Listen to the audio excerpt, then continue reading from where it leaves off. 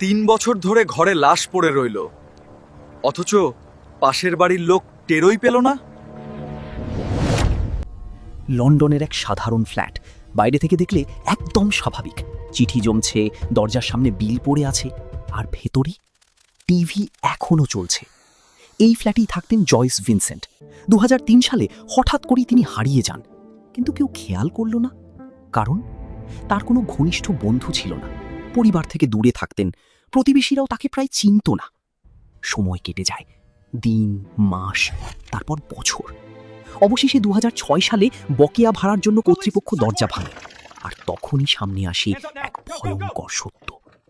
ঘরের ভিতরে সোফার সামনে টিভি এখনো চলছে, আর ঠিক তার পাশেই বসে আছে একটি কঙ্কাল। হ্যাঁ, সেটাই ছিল জয়সি ভিনসেন্টের দেহ। 3 বছর ধরে তিনি সেখানেই পড়েছিলেন। কেউ খোঁজ নেয়নি, কেউ দরজায় কড়া নাড়েনি, কেউ বুঝতেই পারেনি একটা মানুষ চুপচাপ পৃথিবী থেকে হারিয়ে গেছে। তদন্তে জানা যায় তার মৃত্যু হয়েছিল সম্ভবত অ্যাজমা অ্যাটাক বা প্রাকৃতিক কারণে। কিন্তু আসল রহস্যটা মৃত্যু নয়। আসল প্রশ্নটা হলো, কিভাবে একটা শহরের মাঝখানে মানুষের ভিড়ে একজন মানুষ এতটা একা হতে পারে? আজও সেই ফ্ল্যাটের গল্প একটা ঠান্ডা প্রশ্ন ছুড়ে দেয়। আমাদের চারপাশে ঠিক কতজন মানুষ এমন নীরবে হারিয়ে যাচ্ছে, যাদের খেয়াল রাখার মতো কেউ নেই?